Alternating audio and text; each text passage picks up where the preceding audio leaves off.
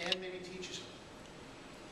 Going through a recruiter or a search agency like a Robert Half International will give you some advantages in researching the company, because we know we've met the clients, we've been out to the company, we've probably placed somebody there, we've known somebody who used to work there, so that can help as well. So before we send you out, we tell you virtually everything we know about the organization, so that can give you a leg up. We also tell you some successes and failures on people who have interviewed before you, and what they're looking for, what they're going to ask you.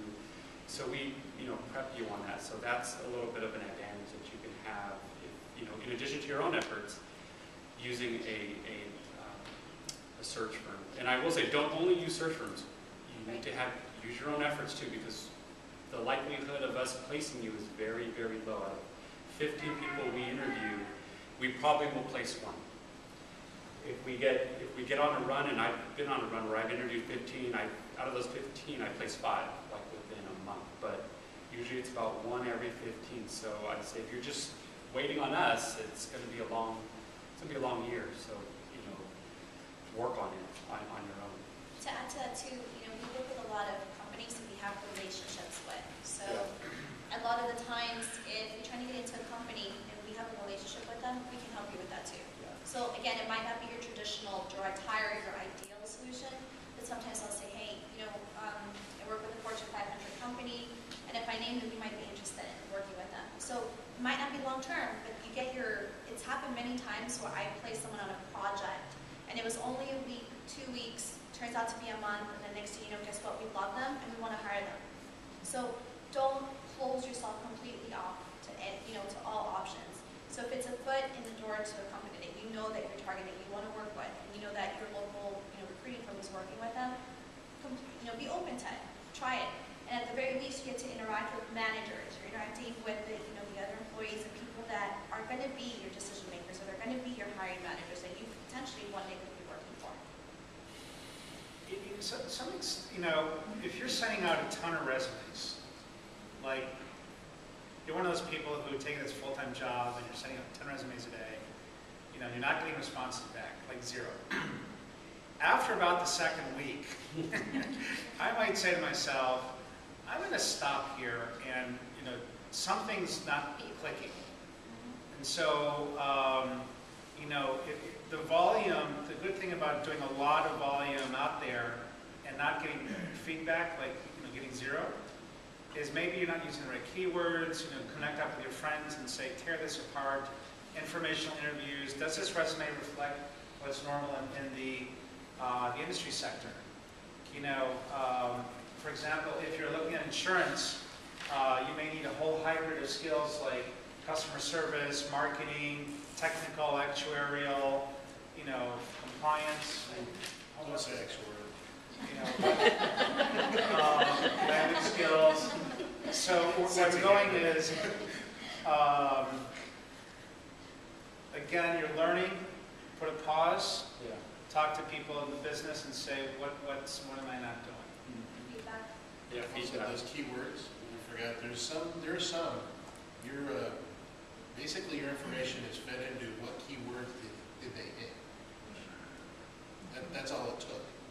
And if you're not getting that response, as you were saying, yeah, I would go knock on Paula's door. I think that's something that needs to be looked at. There's something going on that you're not doing that should be going on. And you have a great resource in Career Services. They can probably identify that right away. Okay. Well, the reason why I asked the question and I phrased it the way I did is because I do have friends that are on both sides of the fence, and I've experienced a little bit of both as well. When I first graduated, I would take my time, and I only had a limited number of companies that I identified, and I put up my time for the cover letter. I didn't get any responses back, and then I got frustrated, and I said, I'm just going to send out as much as possible, and I started getting a couple more responses than I did when I posted, and I went on a couple of interviews. So, but then I've had friends the other way, that have sent out the big volume and have gotten nothing, and have focused, on the narrow part, and then have gotten something. So, Yeah. What happened with those interviews? the interviews, well, I fell into the categories because I have my GD as well, and so the first question I was always asked is, well, why don't you want to be a lawyer? Why aren't you? Because I didn't want to practice, and my background is in I wanted to do something more of business development side. So that was the first question I always had, and I could never get past that. What was You know, your answer? My answer was that I use law school as a tool to acquire the knowledge, to acquire, the law background, and I like to use that just as a tool and business is my thing. Business is what I'm more focused on. Business is my passion, and being around creative people in the creative development side of the entertainment industry was more that's me, more it's tailored, and I wanted to use my law background as a tool to help me do that as well. But then it became to, okay, well, then the next question was, well, we can't afford you. You have a JD, we don't want to pay you that much. And then my I'd response. say that, well, you're making me an offer, how much? I'm sorry. Making me an Yeah, offer? that's the point I'd say. So you're thinking of making me an offer. That's just a great Making question. a lot of assumptions. But you know what, to your point though, I think we see that even in our industry. There's times where there's just one little thing on the resume. And that's it. If I presented your resume to a client who was looking for like a senior accountant, just saying you have your JD.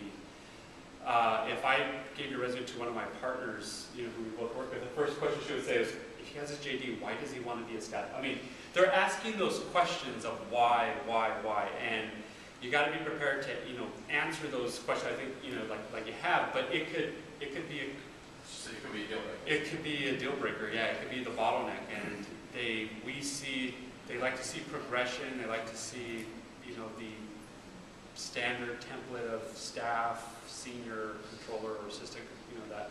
But if they see the JD, they would ask you, are you going to want to go back and become a lawyer if we hire you? Do you have an agenda that you're always? Believe me, we hear it all the time from feedback from clients who we ask, why did you pass on him?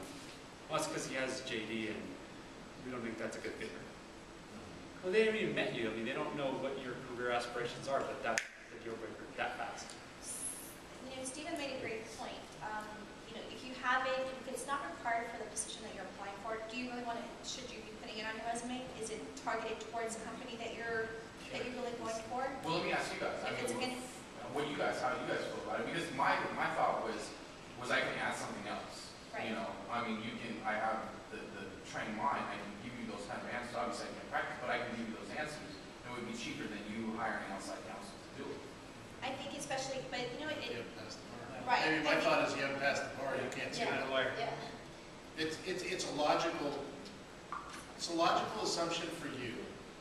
It is just as logical for the person on the other side to wonder. And if your answer doesn't blow that person away, you were better off leaving it on. Okay. So Your it views. is okay sometimes to just leave things off. Sure, It's not. that's something in an interview I would pop up if they talk about things that get into that realm, where you say, I also happen to have my JD, and comment on why you didn't use it more, or why you didn't sit for the bar, or if you did, that you passed it. Once I did it, I learned it's just something that fascinated me, and I always want to get as high up on the education level to learn about it, so I can always use that no matter what I do. I don't know anything that doesn't revolve around some legalities at all. So it's one more tool that I can use in where I've chosen to place my career. And I'm coming off the top of my head, that may not be the words I use if I was going to sit in an interview for X, Y, or Z company, but that's how you need to use that tool. Yeah. I pulled it out later as an aha. And especially with you, because you said you spoke about honesty and everything, so you don't think that would be. I was talking about creativity. I'm sorry. I talked about creativity too. I didn't say it's not dishonest not to put it on there. Well, yeah, but that's what I'm asking you is you wouldn't look at it as something that's why didn't you just not put it on there? That's not going to be enough. You may want to do some more follow-up with us offline, just so we can maybe. For the sake of time, can we go ahead and take your last question, and then we'll spend maybe about 10 minutes meeting and reading our panel? But definitely we'll follow up on that. Yeah, my question was for Stephen. You mentioned an interview that just was terribly wrong, and Yes. you kind of critiqued it. Can you go over some of the things that person did, just kind of as a caution for the rest of us to not do? I don't know if legally I can. What do do you think? Legally, can I? Work in HR. Well, this is how I made Okay, in general, if this was to happen hypothetically, that you would probably not want to drop a name of someone you don't know. You probably wouldn't want to use their name in the incorrect way. You probably wouldn't want to lie about, bold-faced lie, about an experience you had with this person, because there's no clean way to say it. He lied about something he did with someone that I know personally. He said he worked with someone that did something, and I know that they didn't do that. Actually, I know they did just the opposite. He also claimed to have experience in this one field where he was educated. And the one class that you could take in that, I taught. It was the only class, at the time, it was the only class available. It was an insurance fraud investigation class. And it was very specific. He found my name, he did some research, and he didn't finish reading the page that I was the instructor. So he said he took it, and he worked for somebody that was my partner, that when I was in the field, we worked together. It was going way wrong. When I say wrong, I mean wrong. So the key, I kind of told you what went wrong. He lied, completely lied about a lot of things. He didn't portray himself. And he was doing things to impress me where he shouldn't have, because I wasn't the guy to impress. I wanted to know who he was. And he was, in that one, let's just use honesty. That was really screwed up. Some of the more common things, I had one guy walking through, came in his suit, and before he sat down, he took off his jacket. And so we had to stop there and start all over. Let's go back in. I know it's hot. I'm hot too, and I'm wearing a jacket. But so those are the things. When they wait till they ask you to sit down, always carry. Come with a portfolio with your resumes there in case they ask for it. You never know what they're going to ask for. Make good eye contact. So those are some of the fundamental things that I see when I'm interviewing candidates that we say, okay, let's time out and start all over again. Just so because if we send them out and they do that, for us, it's just a total waste of time. Some of it's learning on their part. Stick with the protocol. Yeah.